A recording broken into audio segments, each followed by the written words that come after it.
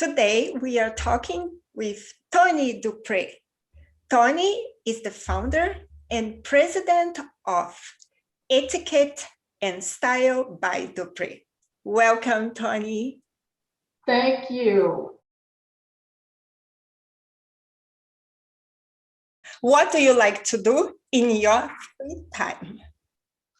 Well, quite a few things. So here lately, we're under COVID, restricted. Well, they're not, the restrictions have been lifted a little bit, more. And I will tell you, when we were under full restriction, I was just doing TikTok. Mm-hmm. I still do TikTok, but not as much because I'm so busy. So what I would love to do is travel. I love to travel. And when you have free time, it's good. And even I used to travel before COVID for my work, and that was great too. Mm-hmm. But so travel, shopping, I read in my spare time. And I like to read good, juicy, interesting books. Mm-hmm. Like, yeah. Mm-hmm. Yeah, unfortunately, we cannot travel as before, but we still can go shopping. Yeah, we can go shopping and read good books. Right. Yeah. Yes. And I like to spend time with my friends. I'm an only child, and I'm an only grandchild on my father's side. So on my mother's side, there are only three of us. I only have like two cousins on my mom's side. There's nobody on my dad's side, just me. Okay, so you must have many friends. Huh? You have many friends, as I can see. So let's say I know a lot of people. Mm-hmm. And I have quite a few acquaintances, but I have very few friends because I think it's important to keep your circle very small. Mm-hmm. I am pretty much, I love to be around people and I love to engage. I do, but I do value my time, alone. Like I can do a lot of stuff by myself. Mm-hmm. I can entertain myself. And I value being able to do that. And then when you're busy, when I say busy, I mean you work, you write, whatever it is, you really have to stay focused all the time. So it's not like you can allow a lot of people in your space, like a lot of different people in your space. Mm-hmm. You have to be protective. Like I will give anybody the shirt on my back, but at the same time, I still have to be protective of how far I allow somebody to go. You just have to do that. And I think that's good for everybody. Mm-hmm. I feel the same. And right. Toni, how did you get into the career of etiquette training? Open my business because I was working at a place and the environment was kind of unhealthy. Like it was a lot of rudeness. Like it wasn't the kind of environment where you jumped out of bed to want to go to work. Mm-hmm. And I got tired of feeling like that. One thing about it is I don't like to be in the space that I don't have an appreciation for. Mm-hmm. If it's the way someone talks to me, if you move around me in a way and it makes me uncomfortable, I don't like the way that feels. And I don't know why I have to be uncomfortable in order to get a check every 2 weeks. Like I don't understand that. So it just happened a lot. And I was talking to my mother about it. And I said, I like working, enjoy working. I clearly, Lucia, love working because I'm a workaholic. You know, I work a lot and it brings me enjoyment. This is So, yeah. well, at this place, I didn't love it and working didn't bring me enjoyment.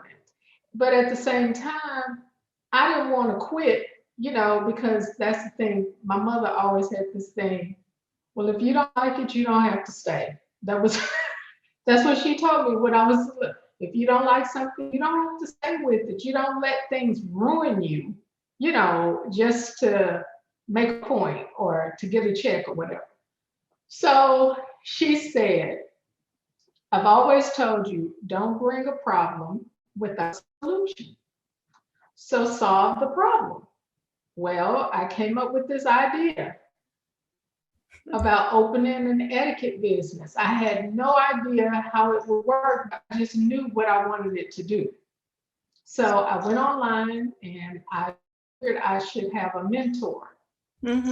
I looked for my mentor and I had no idea that the lady I emailed was a lady who was amazing, like this powerhouse in Canada, actually Winnipeg, Canada. Do you know she emailed me right back? I mean, she emailed me. I sent her an email. It was like in minutes that she emailed me back. And I talked to her and she told me if I wrote up everything, she could show me how to get it out there. That was in 2007. It's 2021. She's still my mentor.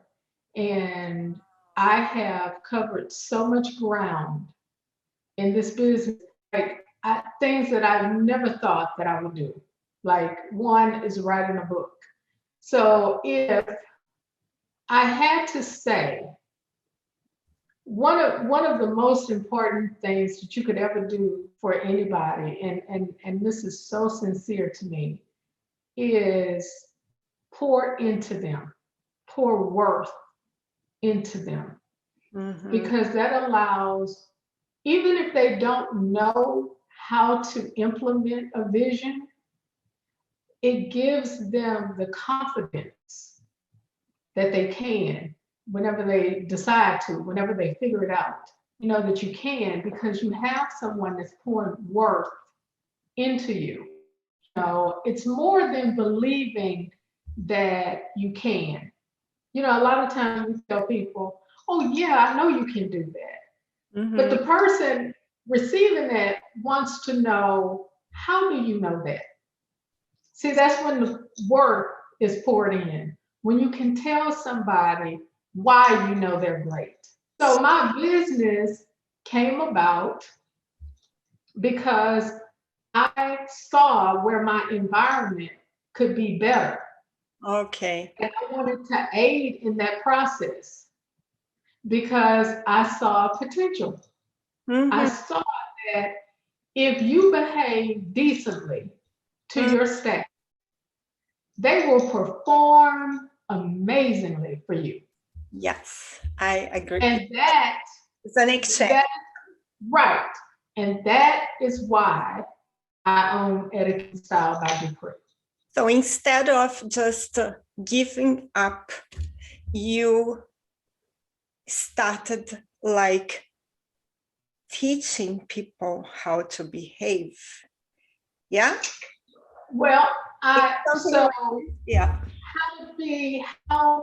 How to have a better quality of life. So what I do is talk to people about implementing processes so they can have a better quality of life. Okay. They can have better engagements with other people, like their interactions. So I'm going to read you something that happened today. Okay. And it's interesting. So I posted something on social media for Easter. And somebody responded laughing about it. So I don't, and so, okay, so do you want me to read what it Yes, was and please. then, okay. Yes, please go ahead. Yeah. Okay, so I wrote this on social media. The one who holds my eggs. We've all heard it before. Don't put all your eggs in one basket. This is possibly good advice if what's holding your egg is unreliable and unstable. Think about it. It's unreasonable to expect one person to fulfill all of our needs or meat to be our only source of protein. It can be very disappointing to be let down by someone we trust, to show up for us. Situations like these leave us feeling a bit hopeless and disenchanted, to say the least. But God, today I am grateful that there is a person who I can put there is a person we can put every egg we have in one basket. We can put all our eggs in Christ. And the scripture is, the Lord is my portion, says my soul. Therefore, I will hope in him. So that means that you're putting all your hope in God. This person said, first, he laughed. Okay. And so when I saw it, I was like, okay. I said, what's funny about it, sir? That was my response. What's funny about it? And he said, this is the day you can put all my eggs in one basket. The Old Testament would say, don't place your eggs in one basket. Well, clearly, Lucia, I read a scripture. I copied a scripture on here. So this was what I responded to him. I said, although I respect your thoughts regarding my post, I don't appreciate your disrespectful response to it. Please do not come on my page heckling me. It's rude. And frankly, I didn't ask for your response, sir. And then I say, I don't want it on my page. So, and he responded to that and said, okay. But the thing is, we have to be, first of all, read. Okay, that's one. Read what someone posts. If you haven't taken the time to read it and get an understanding, how can you respond? People expect that as an etiquette coach, you might be a little soft. I am not the type of person that believes in giving people passes. You know why? Because you know better. You're an adult. You can pay attention to body language. You can hear tone of voice. You know when something comes out of your mouth and it's not going to land well on another person. Exactly. Yeah. I believe that we know better. Now, don't get me wrong. That doesn't mean that you're not able to make a mistake. But I'm a person that believes that if a person doesn't know it, how can they change it? If you talk to them about it and they decide, well, that's just who I am, I'm not going to do anything about it, that's fine. Then you have a business decision to make. You being on the receiving end of it has a decision to make. Now, the person may be taken aback because nobody's ever told them anything. I mean, we deal with a whole lot of people today. A lot of times when people are being rude, that's how they grew up. So they don't even see it as rude. Exactly. They have I like to say it, I like to refer to them as the tough talk clan. People who like to tell it how it is and, the tough love people and everything. This is what I said in one interview. When have you ever known love to be tough? Exactly. I mean, love is work. If you're trying to love somebody who's not used to it, it can be tough, it can be challenging, Complete. but Mm-hmm. I don't need to administer tough love. And I always listen to people say stuff like that because for one, I am a sensitive person. And I listen to pretty much everything. I listen to the way people say things. I listen to how they choose to put it together. Mm-hmm. Because if I am talking to someone and helping them be better in communication and how they engage with other people, I have to listen to everything, whether I want to or not. I have to. Yeah. So for me, I'm sure people think I'm very critical, but I will say I am the best thing that I will ever have. So I have to be very protective about what I let in and how I allow people to treat me. Now, you can do whatever you want to do. You can let people walk all over you if that's what you like. That is your business. I do not appreciate that. If I'm not doing it to you, you have no reason to be rude and disrespectful to me.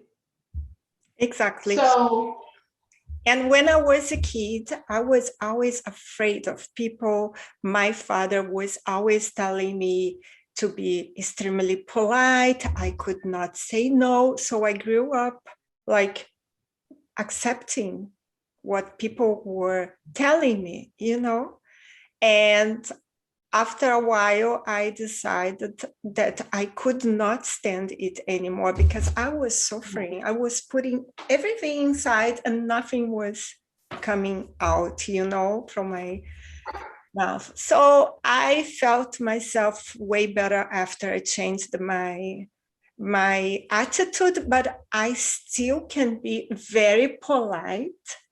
yes.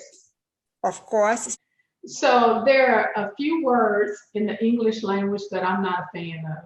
I'm not a fan of settling. I don't. If I show up every day and I am ready and I am doing more than I'm supposed to do, I don't understand why I should accept the fact that you do nothing or half step. I don't understand that. Now, can I work around that? Yes, if you're not close to me, you know what I mean? If you're not, if you're over there, I'm not gonna get in your way. But if you over here, you in my way. And I think that the biggest thing is people being able and honest enough to see themselves. and speaking about words, yeah, you just commented about it. I will give you some words for you, and I would like you could tell me how you feel or what you think about. So the first one is empowerment.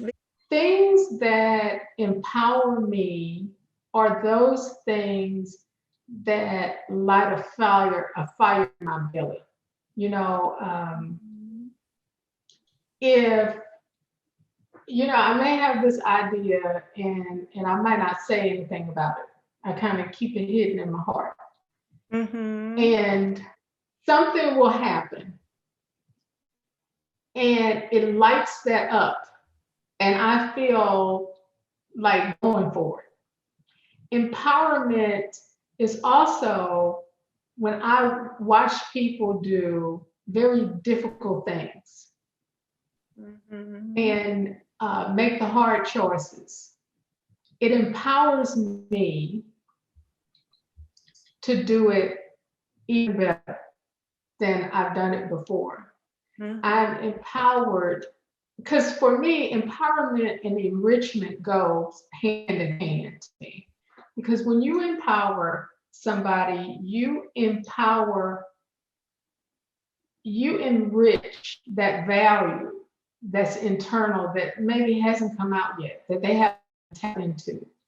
When you empower somebody, they tap into their little magic, you know? And that's what empowerment is to me. And what about success? I believe success and empowerment goes together. Yeah. So success is relative, right? So this is how I look at success. Straight Up from the Teacup is my book.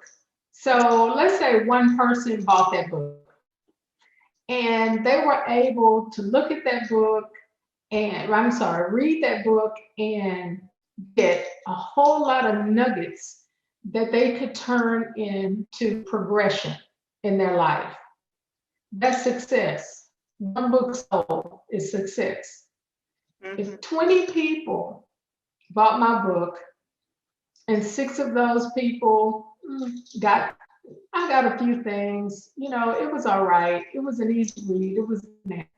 The rest of them kind of read it and put it back down. You know, some people will buy your book, they just buy it because they know you and they never open it. Okay, that's not success to me. If 2,000 people buy my book and 3 people get nuggets that they can build on, that's success. So I look at success a little bit differently. Success has nothing to do with money. You know, you can have a lot of money and it can go right out the window. Success is about what you see in another person that you help to create. That's success. Success is hearing your words from your book used in conversation. That's success. Success is someone sharing your quote. That's success. Success is someone who believes in the purpose that you live enough to start working on their own purpose. That's success. Beautiful. It just looks different in every situation. If you have empowered one person, I call you a success. So yes, I agree with you. Empowerment and success go hand in hand. Together. Yeah. And Toni, you told me you launched this book, I believe it was in 2018. Yes? Wrote the book? Yeah, you published the book. Oh, yes, in 2018. Can you tell me the name of the book, please? Straight Up from the Teacup. Okay, Straight Up from the Teacup. And what is it about? So Straight Up from the Teacup is a straight talking book with nuggets of how to better communicate, how to have better interactions socially and professionally, how to have those hard conversations with ease. It is a way of dealing with and implementing the soft skills. And each chapter is named after a tea. What is your mission? I'll just say what I used to say when I was a little girl. I just want to make life beautiful. I do. One person at a time, one thought process at a time, one workshop at a time, one speaking engagement at a time, just one thing at a time to make life beautiful. I think for me, everywhere I go, I want to find the beauty in it and expose it. Because a lot of times people, they don't see the beauty in their situation. You know, you're so busy working and so busy, you know, whatever it is you're busy doing, that you don't stop and see the beauty in your own situation. Exactly. Toni, what motivates you to keep working hard, offering workshops, writing, studying, and doing all these things that you are doing? So the world around me, it has it. I I think that you're better prepared than not being prepared. And seeing how things are changing so drastically and watching how people aren't ready is motivation for me.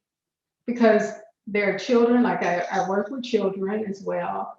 And we have to teach children how to think and not just think on their feet, think critically, think when somebody else is not thinking, show them how to motivate other people to think. So when I see that, people are just kind of existing, that's my motivation. And I just wake up because I just want to do something great. I just want to be great. And that's it. It is as simple as that. And I want to use what is in me to make other people great. This is beautiful. I just, and I don't see why that cannot be an exchange. I don't understand that. I, we argue. So um, there are so many things that we say that really are contradictions. Like, we want everybody to be wonderful and great, but we don't make space for it. Mm-hmm. You know what I'm saying? If I want the best for you, but I'm not being the best to you, Mm-hmm. those don't match. And I don't understand why people can't see that. Mm-hmm. In life, I bring about a consciousness. That's what my work does. It makes people conscious. And if you don't want to be conscious, then you don't know my work or pay any attention to it, because it's enough room for people not to have an appreciation too. But what I don't understand is if you've already decided, I don't want any of that etiquette business, I don't care about that. Why do you have to be difficult? Why can't you just want it and go on? Why can't you just not want it and go on? But this is the same in relationships, Work. business relationships, friendships. It is that whole mindset is in a lot of different things. And I'm not a fan of it at all. And I want to make people conscious of it, because there's another thing. There are these phrases that I'm not a fan of either. Like, well, that's just the way it is. I hate that phrase. Does that mean that you have to be okay with it? Because that's the way it is. Just accepting. Right. And I don't think that that's what we're all here for, to just accept it. Yeah, that's true. And Toni, so etiquette is not only a matter of how you behave on the table, it's how you behave in your life. In your life. Etiquette is the whole person. It is how you think, how you speak, how you look, it is in choices, it is in everything you do because it is a code. So now I can understand that etiquette is way more than just behave, like I said, on the table or keeping your phone on the table while you're eating or not, which I know that's unpolite. So it's basically a way of living. Yeah. Yes, and you know, the funny part about it is the way we knew etiquette, because you took etiquette classes when you were young, like I took etiquette classes. At that time, it was about how you presented yourself at the table, in public, in communication. A lot of times, women would put their daughters in etiquette classes. Like I was a debutante, and you know, it's just you're coming out, and so you can be presented to the world. Okay, that is all well and good. And to be beautiful is wonderful. I love beautiful people. But what about the inside? Beautiful people who don't know how to talk to anybody, who have no people skills, who are difficult to deal with, Mm-hmm. can be a beautiful waste. Mm-hmm. And why would you want to be that? Why wouldn't you want to invest in the best thing you got, and that's you? Just to be beautiful inside and out. You know, secretly, if I could do away with people having low self-esteem, like if I could just get rid of that altogether, Uh-huh. I think people would start seeing more of who they are, and then you can get in there and enrich that, or they can feel it. They can feel enriched. Mm-hmm. But we get comfortable with the hurt. We don't get comfortable with the compliments and the empowerment and the support. We get comfortable with the hurt. Yes, this is what I truly believe as well. Toni, tell our listeners, how can we find you and your books? Show your book. I think you have your book here. Yes. And can you give us your social media and your website? Yes. So I'll start with my website. Okay. My website is dupreeacademy.com. So Facebook is, you can find me under Toni Dupree. And on Instagram is etiquette and style. Mm-hmm. And Twitter, it is I am underscore etiquette. And TikTok. Oh, TikTok is Toni51. Mm-hmm. TikTok is Toni51. So, and my books can be found on they're on a host of places, but Amazon and Barnes and Noble. Okay. And if somebody's in Houston, you can go to Barnes and Noble and get this book. It's actually in the book too. I have mine. Yeah. And Toni, thank you very much.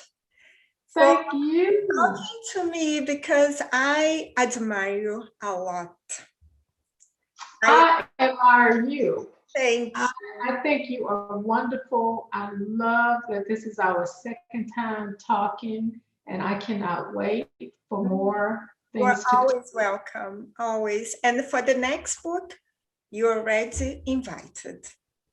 Thank you. Okay. Thank you. Thank you very much.